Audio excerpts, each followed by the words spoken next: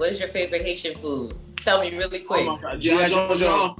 Yeah. Favorite compa song? Ooh. Oh, That's a hard one because I don't really know the names. I just know the rhythm. Just sing it. Cause the people. M'pral manger un chocolat. Honestly, like the only thing that comes to my head, and the only reason why I even know it is because of Sweet Mickey. But like Sweet Mickey songs, always, Sweet Mickey, yup. So, what made you choose this place? It's a good spot. So it has nothing to do with that billboard behind you. Oh my God. God, it's you. Crazy. Rolling down the street, smoking no endo. How does your family feel about your career? My mom's Haitian, so if it's not General Hospital, she ain't checking for it. I handle my own life. You work on yours. How are you feeling? Good. I'm super excited because this is a Haitian American story. I too am a Haitian American, so ça passe. Nula. Nula, na boule. Now, I watched any of the episodes, but I did, read the synopsis and stuff. And I feel like I too can relate to Fritz because he is navigating this Hollywood world, and I'm over here trying to make it in the media and entertainment industry. So I want to just... You're doing it. You're doing it. You are doing it. I want to dive right on in. How did you approach your parents, Haitian parents, about these big dreams of being a creative? I didn't approach my parents with these big dreams of being creative at a young age. Like my mother would watch me as a child, like see what I was doing, see what I was into. Like she saw me into science, she saw me building things, she saw me into all that stuff. So she would champion that because also that is a career path that is tangible. Right. So she supported things of that nature. But when I decided and found this, it was much later in my life when I was in my 20s, and I started following it on my own and started pursuing it with only a few people knowing about what I'm doing. Like my roommates when I lived in Rhode Island, my older brother, who just kind of like saw what I was doing and kind of said, yeah, keep going down that path if that's what you really want to do. And then my cousin who like put the nail on the coffin and said, if you're gonna do it, you gotta either do it in Miami, you gotta do New York, or you're gonna do LA. And I chose LA, of course. But yeah, it wasn't until now that my mom is really starting to see the fruits of the labor I've been doing, Right. and also is starting to really understand, because Mike and I did something amazing, which was bring our moms out to set and be able to experience what it is to be create a TV show. Yeah, and they're in the show too. They have cameos in the show. Ooh, I love that. What about for you, Mike? I mean, growing up, my parents were grooming me for med school. They were like, "You're gonna be a doctor. That's it. There's nothing else to do." Right. So when I got to college and was pre-med, I was like, this ain't for me. Right. But I grew up writing. I knew I loved to write, so I changed my major, and they weren't understanding of it. So I like to say that my parents never not approved things that I did. They were more so not understanding the situation, wanting me to be financially secure, wanting me to have some level of prominence in my career, some level of esteem and being respected in my craft. So when I said I wanted to be a writer, they were just like, okay, so you want to be poor. I know. Oh my God. Right. So I ended up moving to LA, and there were times where it was a struggle where my parents were like, maybe you should just come on back. But eventually, things worked out. The career started to thrive, and they're much more understanding of it now. And receptive of it.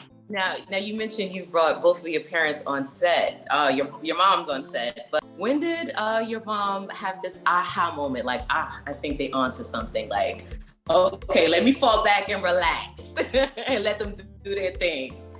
For me, I'll say when my mom came to set and she found out, they're dressing me. I'm getting my makeup done for this. It's the whole thing. Right. Conversation before was, you're not working. You should get another job.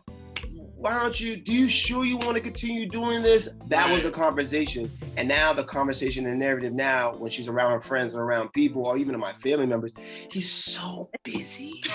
There's so much work he's doing. Si vous devez être à la application, si vous êtes sa petite garçon m'a fait la travail. Like that's like it's the narrative now. Mm-hmm. And before it was, you should get another job. Like in hiatus between Insecure, you should get another job. I'm like, now it's like.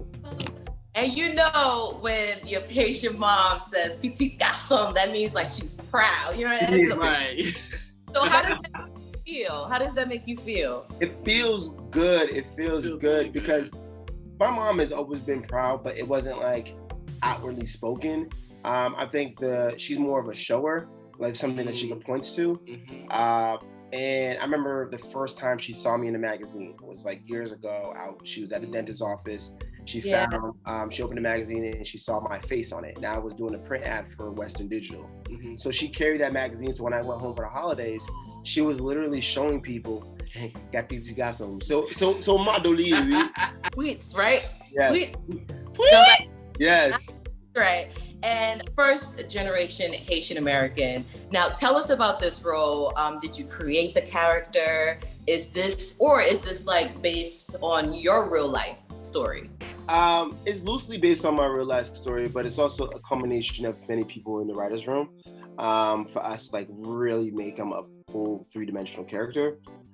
So yes, there's some elements of myself in it because it's like a beta version of who I am today, and mixing with a lot of people that was in the writer's room and helping us like really craft this character. I enjoy playing Fritz because he's a guy who's trying to come into his own, and it's a coming of age story for him because he doesn't really know which way is up and which way is down. He's never really had to guide himself through life because he had the mentorship of his older brother who kind of allowed him to just be. Right. And now he is trying to figure it out without him and also learning what it means to be the older person in this situation and like take on extra responsibilities that he doesn't necessarily know how to handle or never had to like really take on before because there was a buffer for him. Yeah, and you're not sure how that responsibility is weighing on him, you know? And like weighs on him in ways that he doesn't see. It's also about him trying to understand his trauma and what that looks like. Mm-hmm. Mike, you said that what you love about this show is that Haitian people, like the show's about Haitian people existing, right? Mm-hmm. So I felt that because I was like, like I love that so much, but I want you to explain to the viewers now what you meant by that. What I meant is like, whenever you see us in the news, right, it feels like we're being villainized. Or we're known for being like illegal or something, or put in a less than position. Right, or we're caricatures, or we're stereotypes in a movie, you know? In this version, like, we're speaking to what it really means to just exist and be Haitian and just be, you know what I mean? Like, it's not a sad story about like, oh, this poor Haitian person, you know what I mean? It's just a regular person living who happens to be Haitian, and we happen to be amplifying his culture in a way that feels real to him, but also real to the people around him.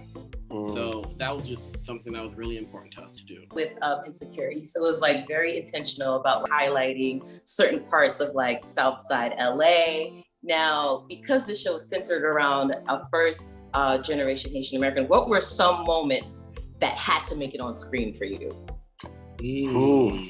Some moments that had to be on screen is a mummy episode. Because I was about to say, your mom is definitely on this show. We definitely had to like have a mummy episode where we dive into what she's dealing with, because what Fritz is dealing with is not just for him. His family's also dealing with it as well. Yep. So it was very important for us to highlight her side of the conversation and what she's dealing with. Another thing was Haitian food. Like, bring that up. Like, have that conversation of Haitian food in the show. Having Haitians show up in like amazing and cool ways and just show that Haitians just exist in LA. Right. That was very big for us. And highlighting a lot of Haitian actors too. We wanted to do that. But you talk about like different parts of LA. one thing that we really wanted to focus on for our show is that like Insecure like represents Black culture in a great way, right? In this kind of like nuanced, fresh way as it pertains to LA Black culture. What we wanted to do was kind of like expressing, well, what does like Black immigrant culture look like in LA? You know what I mean? Yeah. And we really wanted to like speak to that while also making downtown LA a character. Now, please tell the viewers when and where can they watch Send Help. You can watch Send Help on all streaming devices, Amazon Prime, a channel on Amazon Prime, and the channel is all Black, where we keep it Black every Thursday. I love it. Thank you so much, ELi Mike.